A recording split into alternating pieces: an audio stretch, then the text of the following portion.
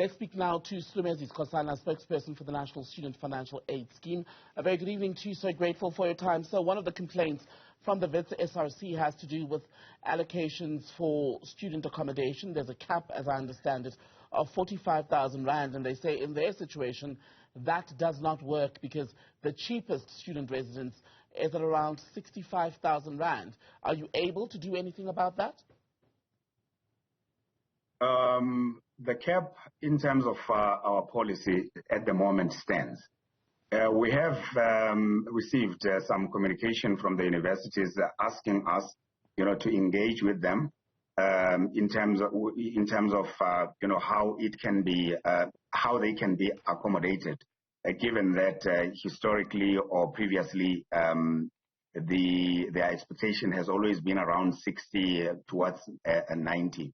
So we are engaging with them on that, but this is in respect of accommodation of university managed and catered for accommodation. Mm-hmm. But insofar as any other accommodation like the university managed but not catered, as well as private accommodation, the cap at 45,000 stands because it's not an arbitrary a decision by NSFAS to do so. We did some good research in terms of ascertaining whether we were getting value, for the money that is being paid for accommodation. Mm. I'll give you an example. You find a situation where the accommodation establishment charges 28,000, and there's another one that charges 90,000 rand per annum. When you look at the difference between the two and whether the other one has a mansion or just a single room, a student at a university needs a single room. But now we found that there were some accommodation establishments that wanted, to charge 9,000, 7,000, something that you would get a 3-bedroom apartment for. So the argument was that we can't go that route because we are paying about 18 billion rand towards student accommodation as a part of the overall funding solution. Okay. So if you pay, yeah. So when you say then you're engaging with the various institutions, with what goal in mind? If, as you're saying now, basically there are other options off campus that you believe that students should perhaps be pursuing more. So what is the point of the ongoing conversations? Yes, does that suggest that you may increase the cap?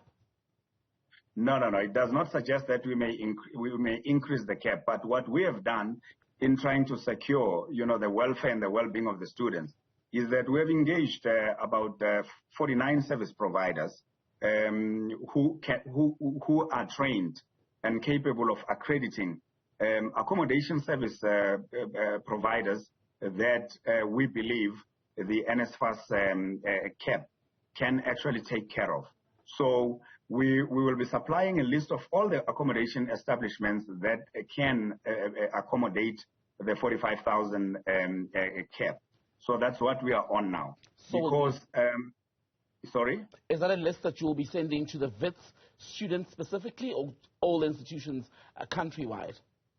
All the institutions. The Wits situation might be a little different because currently there's a strike going on.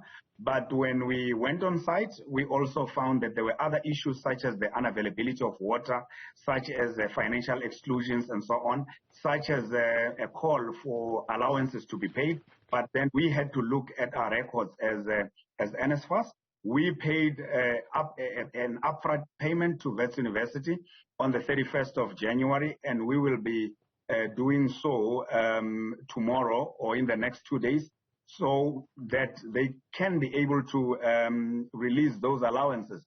Because what happens is that in between the TVET colleges and the universities have administrative capacity and efficiency to disperse the allowances. But in the case of TVET colleges, that was not the case. Hence, we have moved now to what's a direct payment, to students' accounts. Right. And on the issue of allowances, they've complained that an amount of 1,800 rand is simply not enough. They say it was introduced in 2018, but is simply not going to be able to keep up with the rising cost of living.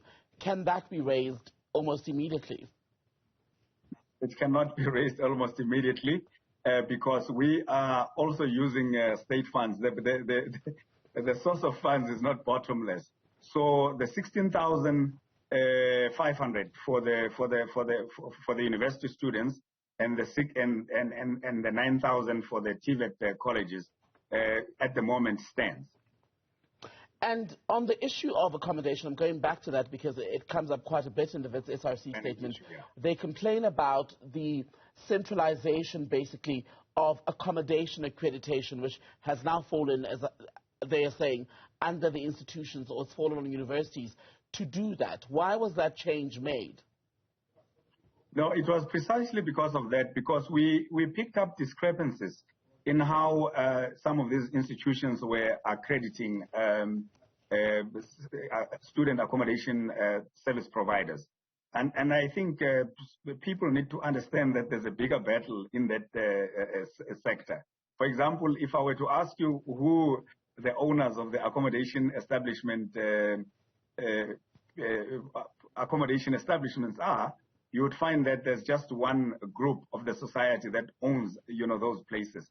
That is why they are able to collaborate or even collude, which is a word I'm trying to avoid using, in terms of setting prices and so on. So there is no room for entry by new accommodation service providers. So with the cap that we have and with the accreditation systems that we have put in place, we believe that there can be new players that can take the affordability of accommodation for students into consideration. Because we do not believe that 7,500 to 9,000 for one student living for a month can be affordable to anybody in the country. So the challenge remains providing cheaper accommodation alternatives, right? I mean, at Wits they say the students are the cheapest residents on campus to cost 65,000 Rand. That's the payment. But when you look at what you're just referencing now, even off campus, for example, there's a pricing issue when you look at the closest and safest places to stay. And in a place like Johannesburg, there's a huge saturation because students come here not only to study at Wits, you've got UJ as well, you've got the multiple colleges as well in central Johannesburg. So should there be a unique plan perhaps for Johannesburg-based institutions around the issue of accommodation? Well, that can be looked into. But there are also mechanisms for affording, transportation for students that might be living off campus.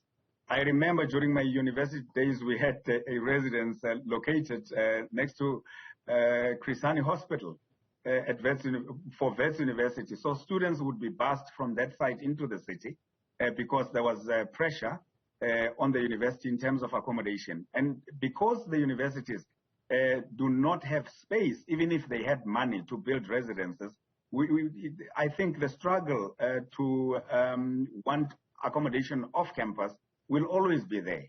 And if we can assist in facilitating the process of students getting affordable accommodation, we will do so. Do you think on-campus accommodation in this country is overpriced? Are institutions charging too much? Well, I believe they are. Well, because what we've done, we've also looked into accommodation on campus that are charged or rather rated at 80,000, and then we compare those with others that are able to charge 50,000. There isn't a market difference at all. So it's just a question of them having been used to doing it that way. But let me just correct something in terms of the caps. We've said that in terms of university accommodation, the cap is at 60,000, I think 570, if I'm not mistaken. Given that accommodation is university managed and university catered for, so the top up would have to be done by the university. But then for Oh, pardon me. Finish your point, sir. All right. No, I was just making that distinction that there is a consideration for a university managed and university catered for accommodation. All right. As opposed to a university managed but without any catering facilities, as well as accommodation that is off campus completely, is privately owned. Just to conclude then, the 45 cap would be applicable. Right, just to conclude, as far as Wits, am I right to say that as far as what's been tabled or brought forward by the SRC, when NSFAS is concerned, there is nothing that you can do at this point?